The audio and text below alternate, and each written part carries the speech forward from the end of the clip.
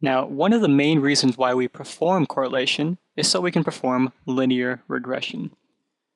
So here is some data that I've been working with for the last 2 lectures, and we calculated a Pearson's R. We found the correlation to be 0.99.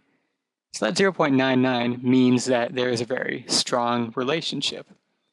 So if we know that 2 variables are strongly correlated, we can use one variable to predict the other variable, using this equation right here, where y hat is the variable we're attempting to predict, and we're going to predict that with x with the slope, which is beta 1, and the y-intercept, which is beta 0.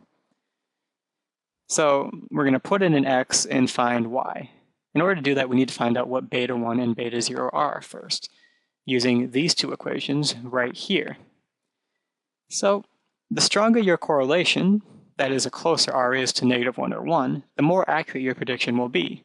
Our R is 0.99, so we can expect our prediction to be pretty accurate.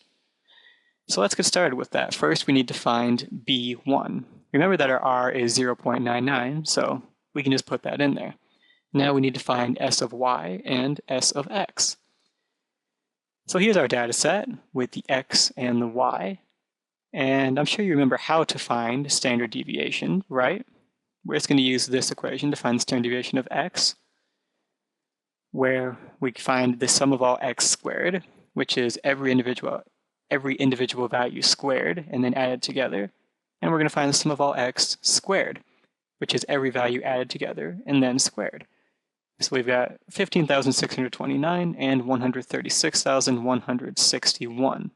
And we can put those things into the equation, as well as n, which is 10, that's obvious. And solving for that whole thing, we get an S of x, a standard deviation of x, of 14.96. So we put that in there.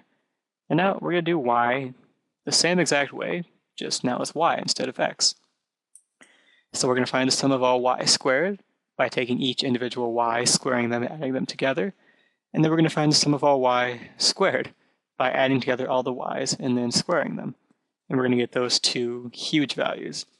So we're going to put those in the equation. We're going to put in 10 for n, and we're going to find the standard deviation of y, which is 19,902.26.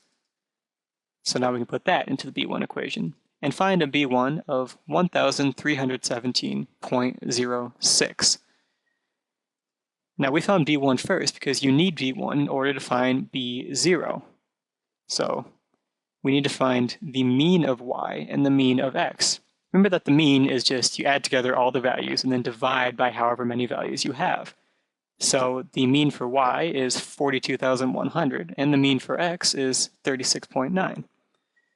So just plugging in those 3 things we already know into the beta 0 equation, we find a beta 0 of negative 6,499.51. Now going back to this original equation, we can replace the 2 betas, which we now know. So we get an equation that looks something like this, where our predicted y is equal to 1,317.06x minus 6,499.51. We did this because using this equation, we can plug in any x we want and then solve for y, and that's what we would predict y to be. So for example, let's predict the yearly income of someone who is 33 years old. We just put in 33, and we get a yearly income of 36,963.47. So you can go back to the data table that we had and look, how good was our prediction? For people who are about 33 years old, about how much money do they make? Is our prediction good or bad?